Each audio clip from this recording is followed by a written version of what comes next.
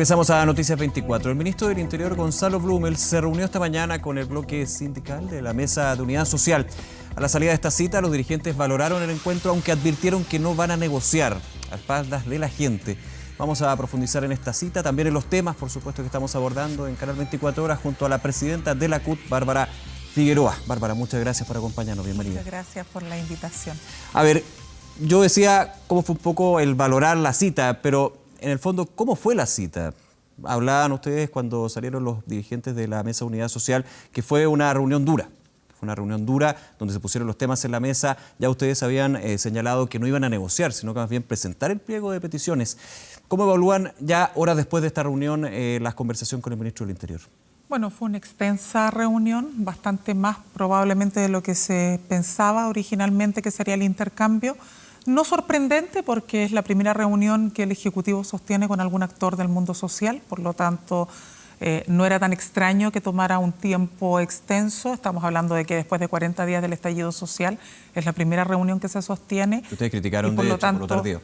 Por lo tardío, claro, y porque de alguna manera también no solo fue tardío en la cantidad de tiempo, ¿no? Más de un mes después de que iniciara este estallido social, sino también tardío respecto del minuto en que nosotros hicimos entrega del pliego de los trabajadores y de las trabajadoras, que fue a inicios de noviembre, ¿no? De alguna manera nosotros tardamos de dar una señal muy contundente en ese minuto que no fue recibida por las autoridades y por lo tanto, claro, la reunión fue extensa, fue muy franca, tuvo momentos más duros respecto sobre todo del actuar del gobierno en materia de derechos humanos. Ese fue un tema muy, muy sensible, expresado por todos los dirigentes. Habíamos 6 organizaciones del bloque sindical presentes en la reunión y por lo tanto yo diría que para hacer un primer acercamiento, yo diría que lo más positivo es que al fin hay un actor social que puede interlocutar con las autoridades y esperamos que esta también sea una muy buena señal para el Parlamento. Me quiero quedar con eso. ¿Abre la puerta para nuevos acercamientos, para futuras reuniones y por sobre todo este diálogo que señalaba el ministro Blumel a la salida?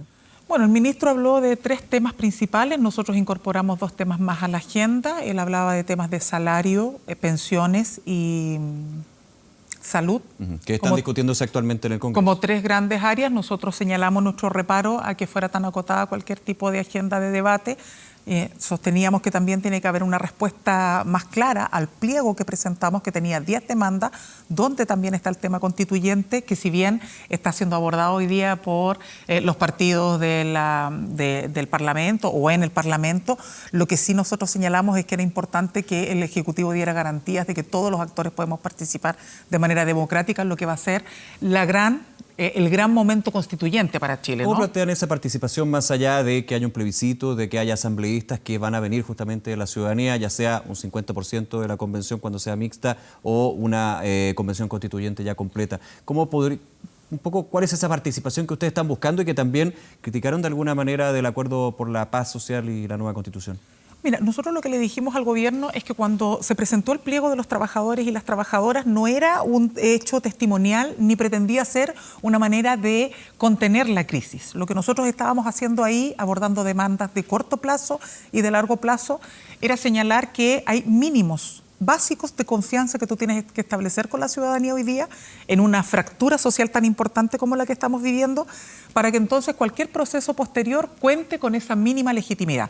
Es por eso que hemos dicho que avanzar en un salario mínimo líquido de 500.000 pesos para trabajadores y trabajadoras públicos y privados, una pensión mínima igual a este salario mínimo en materia de pensiones, abordar debates sobre salud y educación respecto de materias presupuestarias, son clave no porque con eso se resuelva la crisis, sino que porque de esa manera uno puede decir, efectivamente hoy día se están dando señales concretas y claras. Va sentando las bases y muestra las cartas. De que esto va a ser de verdad para hacer cambios estructurales. Y ahí es donde nosotros lo vinculamos con el proceso constituyente, porque es evidente que hay materias en el debate que no se van a resolver con medidas de corto plazo, que solo pueden ser abordadas en el ejercicio democrático más pleno que nosotros denominamos como Asamblea Constituyente. ¿Y por qué tenemos una diferencia con el acuerdo y con lo que el Ejecutivo señala? No solo por los quórum, no solo por el debate sobre la participación, las garantías de participación de la sociedad civil organizada, sino que principalmente porque si no es la Asamblea Constituyente, la soberana, la que va a determinar sus quórum, la que va a determinar sus materias, vemos que se corre un riesgo de que ese ejercicio, que es un ejercicio muy necesario de debate democrático para el nuevo Pacto Social de Chile, pueda verse limitado a partir de las restricciones que hoy se planteaban. ¿Consideran, Bárbara, en ese sentido que una convención mixta constituyente, convención constituyente mixta, parlamentarios y ciudadanos, de alguna manera no estaría representando, pensando en este punto, que son parlamentarios que ya fueron de hecho elegidos, electos, representando al país? Uno podría entrar a lo que es efectivamente si hay una representación 100% de la ciudadanía, que eso está en la discusión evidentemente, pero están en contra de eso principalmente porque no tienen que haber exdiputados o exsenadores. No, yo creo que el debate más bien tiene que ver con cómo tú garantizas que este proceso cuente con la legitimidad plena. Y para que un proceso cuente con la legitimidad plena tiene que haber confianza, en primer lugar, de los ciudadanos y ciudadanas que van a participar de él, que todos tenemos las mismas oportunidades de participar. Y creo que eso no lo garantiza una convención mixta porque de alguna manera impone una realidad que no necesariamente es fiel reflejo de lo que hoy día está ocurriendo en nuestro país. Y yo en eso quiero ser súper justa. Acá nadie puede desconocer que los parlamentarios fueron electos con votos ciudadanos. Por lo tanto, yo creo que sería extremar el argumento, decir que no, nosotros no podemos aceptar que ningún parlamentario esté. Entonces hay una contradicción, digamos. Lo que sí uno tiene que hacerse cargo es que el espacio de la institucionalidad política hoy no representa, y precisamente de lo que nos estamos haciendo cargo en el debate hoy día, es que hay una fractura muy profunda entre lo que la institucionalidad política ha asumido como prioridades, tanto desde el Ejecutivo, con sus programas de gobierno, como en el Parlamento, versus las necesidades que tiene la población. Es decir, que en Chile no hayamos podido debatir hasta antes de este estallido social sobre un salario mínimo de 500.000 pesos, que no es una cifra que se le ocurrió a la CUT. Así me levanté un día y dijimos, mira, vamos a hablar de 500.000 pesos. Es porque ese es el umbral para superar la pobreza. Que ese debate no se haya podido dar en Chile es porque una institucionalidad política también estaba al debe, ¿no? Ahora, ese debate se está dando de una manera distinta a cómo se inició por parte de esta agenda social del presidente Piñera, donde se hablaba de llegar a 364.000 pesos. Una indicación en la discusión legislativa en el Congreso de la oposición lo llevaría a 500.000 pesos. Obviamente aquí hay varios matices, ya el gobierno habla de que es más que el gobierno, el oficialismo habla de inconstitucionalidad por parte de esto. ¿Cómo han visto ustedes el avance de lo que es este ingreso mínimo o salario mínimo finalmente? Veía una entrevista a la ministra del Trabajo y Previsión Social, María José Saldívar, que señalaba que llegar a estos 550.000 pesos podría ser hablar de empleados de primera y segunda categoría, considerando que apuntaría a las pymes, no a las grandes empresas solamente. Yo creo que acá hemos quedado extremadamente capturados en el debate de las consignas. Y una de esas consignas siempre es que cuando hablamos de derechos laborales, tenemos que atender a las pymes y en función de eso siempre nivelamos hacia abajo. Yo creo que lo primero que aquí uno tiene que despejar es si tenemos o no tenemos la voluntad de que un trabajador y trabajadora, por el solo hecho de trabajar, pueda recibir un ingreso que le permita dejar de ser pobre. Si estamos todos de acuerdo en eso, hay que pedirle un esfuerzo al empresariado grande. Y eso hay que hacerlo. O sea, ahí no puede haber dobles lecturas. Hoy día la CPC no puede quedar ausente de este debate y esperar a que alguien se pronuncie, a que haya un proyecto de ley, ir a presionar con lobby al Parlamento y no pronunciarse ahora ya sobre esta materia. ¿No convencen las señales del gran empresariado? Por ejemplo, las palabras del presidente de la CPC. Yo creo que el presidente de la CPC en esto está absolutamente al debe. Porque él ha dicho que hay que meterse las manos en los bolsillos hasta que duela. Pero no los hemos escuchado decir que hoy día ellos van a atreverse a este debate y a una agenda social ambiciosa, porque el primer esfuerzo se lo estamos pidiendo a ellos. Ahora, ¿qué pasa con las pymes? Bueno, esa es una discusión que tenemos que hacer por separado. ¿Cómo enfrentamos ese debate? Haciendo la diferencia, por supuesto, entre empresa y empresa. Por supuesto, o sea, por eso digo, entonces, no podemos partir al revés, no podemos partir diciendo, mire, en función de las pymes no vamos a abordar este debate. Yo diría, abordémoslo, atrevámonos, y la invitación y el llamado a la CPC es a hacer ese debate, y una vez que tengamos ese piso común, entonces vemos qué mitigación y cómo lo hacemos para que las pymes no se revienten, porque ninguno de nosotros pretende reventar a ninguna empresa, porque cuando se revienta una empresa somos los trabajadores y las trabajadoras los que nos quedamos sin pega. Por lo tanto, esta caricatura de que uno pide y pide sin tener ninguna conciencia, en realidad a poco andar, cuando hay diálogo social efectivo y nos sacamos la caricatura de encima, se puede abordar de mejor forma. Yo saludo que después de 40 días hoy día estemos hablando de estos temas, porque recuerden ustedes y recordarás tú que al inicio de este conflicto decíamos no hay demanda. La gente se moviliza y todos nos sorprendemos, pero no hay demandas detrás. Hoy día estamos hablando de un pliego que entregamos hace varias semanas, que no se había querido abordar y que hoy día nos permite ya estar discutiendo sobre hacia dónde tiene que avanzar esta agenda social ambiciosa. Bárbara, me quedo con ese concepto de las pymes o la empresa en general de reventar. Lo llevo a otro aspecto distinto para un poco la conversación, que son aquellas pymes que dicen estamos reventados porque principalmente por la violencia, no las manifestaciones, la violencia que se está generando. No podemos trabajar, trabajamos mediodía o ya no puedo trabajar porque principalmente no tengo que vender. ¿Cómo lo evalúan ustedes en términos también de las proyecciones que se dan del impacto en el empleo? Porque algunas son más altas, algunas son más medias, pero lo que todos llegan al consenso es que va a haber una pérdida de empleo importante y justamente son los trabajadores los que van a sufrir gran parte de esta crisis social en su lado más violento, por así decirlo.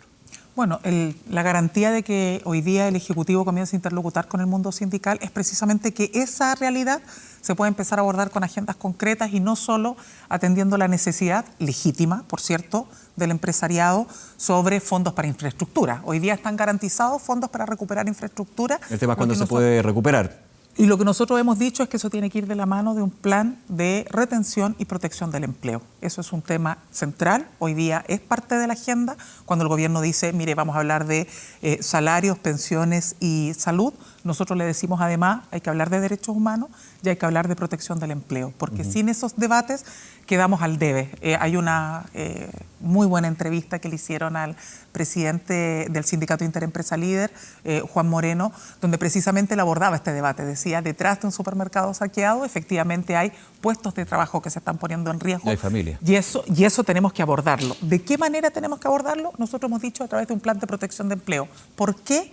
Porque no nos asegura que contar con fondos para la recuperación de infraestructura sea equivalente a la protección de la seguridad social y de los derechos de los trabajadores y las trabajadoras. Y ahí lo que hemos dicho es, busquemos mecanismos o tratemos de buscar mecanismos si es que efectivamente, y yo vuelvo a recalcar eso porque hoy, si bien tuvimos una reunión con el Ejecutivo, no tenemos ninguna agenda clara. Por lo tanto, tengo la impresión de que si bien hay una voluntad expresada, hasta ahora nosotros simplemente tenemos buenas voluntades sobre la mesa. ¿Se van a reunir de nuevo? ¿Quedaron en alguna eventual fecha o una segunda instancia de reunión y conversación? No quedamos en ninguna fecha nueva. El Ejecutivo no planteó, de hecho no planteó tampoco una respuesta concreta al pliego. Lo que hizo fue dar cuenta de cómo ellos entendían el abordaje de los temas hoy día, cuál debía ser una agenda urgente. Nosotros esto lo vamos a llevar al debate de nuestras estructuras.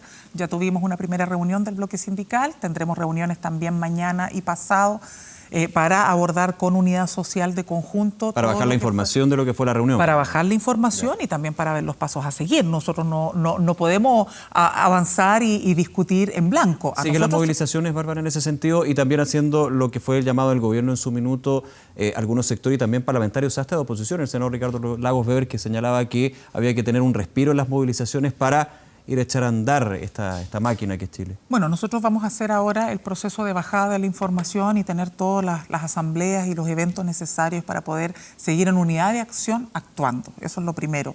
Establecer cuáles debieran ser prioridades, qué pasa si es que nos vuelven a llamar, cuáles son los tiempos que creemos prudentes para que el Ejecutivo se pronuncie. Todo aquello que ya sale, insisto, de este primer momento que fue el minuto de las buenas intenciones.